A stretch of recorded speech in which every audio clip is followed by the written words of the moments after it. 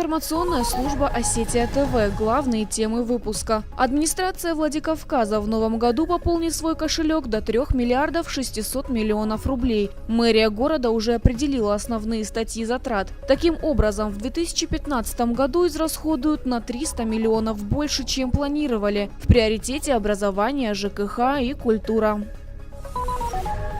Североостинские волейболисты лидируют на чемпионате России. На этот раз Иристон одержал уверенную победу над командой из Ростова.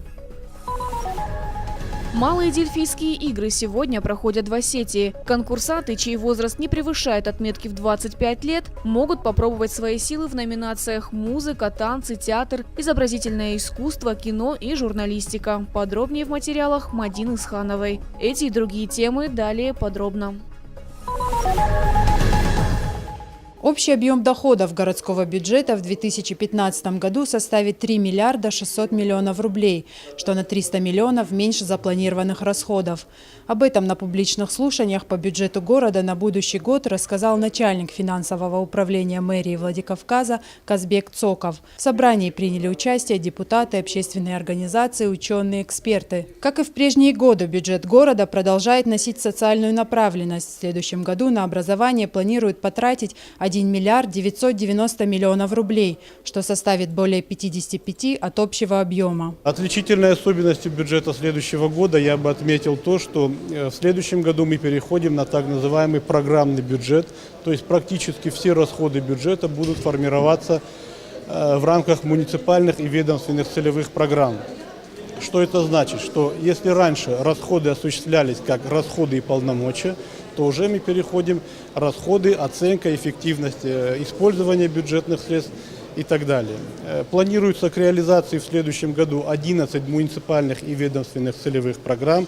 Каждая программа имеет свои подпрограммы. В 2015 году деньги потратят на национальную безопасность и экономику. По-прежнему будут решать проблемы жилищно-коммунального хозяйства. Особое внимание уделят культурной и социальной политике. Также статья расходов включит в себя поддержку спорта и физвоспитания. Не забыли и о журналистах. В будущем году на поддержку и развитие СМИ потратят 11 миллионов рублей. Рая Дзантьева, Фатима Макиева, Алан Гасанов, Осетия ТВ. Альбине Черчесовой никак не хватает времени, чтобы дойти до врачей. Ведь районная больница находится в 15 километрах от дома. Сегодня ей повезло, медицинский десант прибыл сам. Амбулатория на колесах снова двинулась в путь. На этот раз студенты медакадемии отправились в Иран. Не всегда человеку удается выехать в районную больницу. И я с огромной радостью, с огромным удовольствием говорю огромное спасибо медакадемии, которая направила вот эту группу в помощь людям. Дай Бог им много здоровья, успеха в работе, чтобы они стали вот настоящими от Бога, от природы врачами. Амбулатория на колесах оснащена необходимыми лекарствами и аппаратурой для проведения диагностических и профилактических исследований. Всего в команде 17 врачей – лор, кардиолог, педиатр, стоматологи и другие специалисты. За год работы амбулатория пополнилась новым оборудованием. Появился аппарат ЭКГ. Уникальный проект, аналогов которому нет в стране, всего год назад получил высокую оценку на форуме «Машук». Недавно представили его и в Москве. Автор проекта Тамара Засеева вместе с единомышленниками продолжает дело. Проект «Амбулатория на колесах» представляет собой бригаду студентов, специалистов старших курсов, а также интернов-ординаторов и молодых врачей, которые выезжают в отдаленные районы республики для проведения диагностических процедур, раздачи препаратов первой необходимости, обследований пациентов, а также мы выдаем направления в районы, центральные районные больницы и больницы города. В селе Иран живет 520 человек, 110 из них – дети. Для самых юных пациентов студенты провели профилактический осмотр зубной полости, проверили зрение. За год своего существования амбулатория на колесах побывала в Гизеле, Бруте, Дурдуре, Эмаусе, Комсомольском. Будущие врачи провели бесплатное обследование жителей и выдали необходимые лекарства. Я пришла сюда сделать капельницы по назначению нашего врача. Застала здесь амбулаторию на колесах. Очень хорошие врачи, внимательные. Пусть у них пока маловато опыта, и не все коллеги поддерживают эту идею, но ребята полны энтузиазма. У них блестят глаза, они рвутся помогать людям. И главное, они верны клятве Гиппократа. А значит, есть уверенность в том, что в осетинской медицине появятся новые, достойные имена. Ангелина Васильева, Залина Губурова, Михаил Безуглов, Осетия ТВ. Цейское ущелье – одно из любимых мест отдыха туристов со всей страны. Зимой здесь постоянно дежурят сотрудники Северо-Осетинского поисково-спасательного отряда. Каждый день они проверяют склоны, следят за катающимися и оказывают помощь. В преддверии открытия сезона здесь прошли учебно-тренировочные сборы. Отдельно отработали действия по спасению людей, застрявших на канатной дороге. Эвакуация пассажиров – крайняя мера, однако и к ней всегда нужно быть готовым. Отключение электроэнергии и сбои в работе резервного двигателя могут произойти в любое время. Как раз в таких ситуациях на помощь и приходят квалифицированные специалисты. Время реагирования на происшествие – 1 минута. Сам алгоритм спасения достаточно прост. Подход к креслу, передача пострадавшему косынки. Именно так называется устройство, благодаря которому можно спустить человека с любой высоты, и непосредственно спуск. Нужно немедленно отреагировать спасателям, так как человек, сидящий в кресле, начинает паниковать. Кто-то легко одет, кто-то уже не может, у кого-то появляется какой-то страх.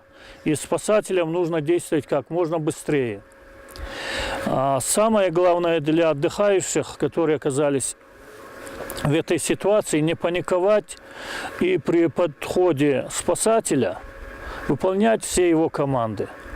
Соблюдать спокойствие и все. Учения были максимально приближены к реальным условиям. Спасателям предстояло не просто продемонстрировать свои умения, но и на самом деле спасти людей, согласившихся выступить в роли статистов. Кроме этого, в течение нескольких дней спасатели работали на Сказком леднике, проводили тренировочные выходы на вершины скалистого хребта. Всего задействовали 15 спасателей, каждый из которых доказал, к выполнению своих задач готов. К началу зимнего сезона наши спасатели готовы на все 100%. У нас есть высококлассные спасатели, мастера спорта по альпинизму, спасатели международного класса, спасатели первого класса. Северо-Осетинский поисково-спасательный отряд МЧС России – один из крупнейших на Северном Кавказе. В его составе 86 человек, 70 из которых аттестованы на проведение аварийно-спасательных работ. Ежегодно они принимают участие в различных мероприятиях по обеспечению безопасности не только в республике, но и за ее пределами. Яна Гайгиева, Ирина Санакоева, Алан Кайтуков, Осетия ТВ. Иристон упрочил свои лидирующие позиции в чемпионате России по волейболу. В рамках первенства владикавказская команда принимала Ростов-Волей. Первый матч завершился со счетом 3-1. В этой игре хозяева дали возможность сыграть новичкам, но и они дали бой соперникам. Выиграв первые 2 партии с равным счетом 25-13, они уступили в третий. А в завершающем сете Иристон все-таки сумел добиться победы. Игры, на мой взгляд, прошли довольно-таки неплохо. Собственно, много сил не было потрачено. Единственная проигранная партия, конечно, немного там не повезло нам просто. Команда соперника играла сегодня намного лучше. Правда, нам пришлось где-то догонять даже в некоторых моментах.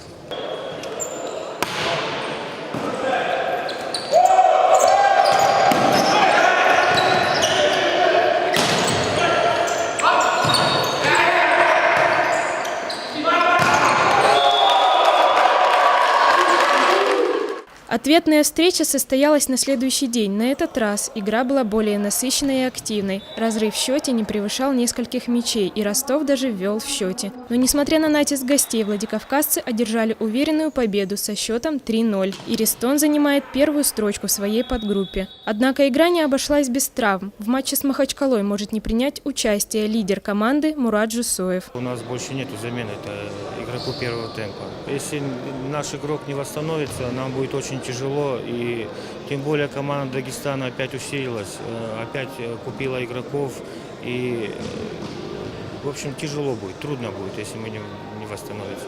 По словам игроков, встреча с Ростов-Волей – это тренировка перед предстоящими серьезными играми. На следующей неделе Иристон встретится с одним из лидеров чемпионата – командой из Дагестана. Спортсмены обещают хорошо подготовиться и не только исправить ошибки, но и показать достойный результат. Александра Ларионова, Михаил Безуглов, Алан Гасанов, Осетия ТВ.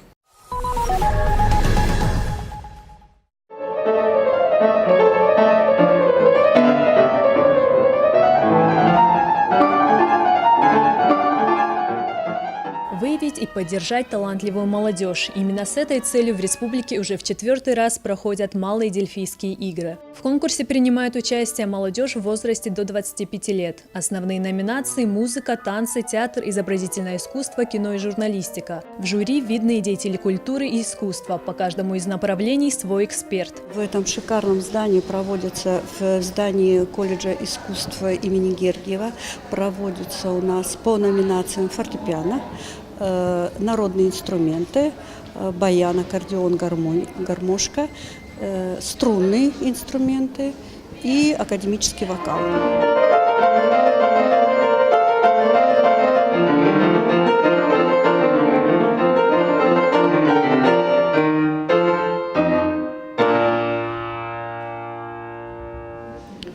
Главное в музыке – это чувствовать ее, играть очень хорошо, очень весело, чтобы зритель полюбил твою музыку. Площадкой для проведения соревнований были выбраны Республиканский дворец молодежи и колледж искусств имени Гергиева. Конкурсная программа продлится 4 дня и завершится праздничным гала-концертом. Победители республиканских игр войдут в сборную Северной Осетии и представят республику на 13-х молодежных дельфийских играх России. Мадина Сханова, Тома Валиева, Михаил Безуглов, Осетия ТВ.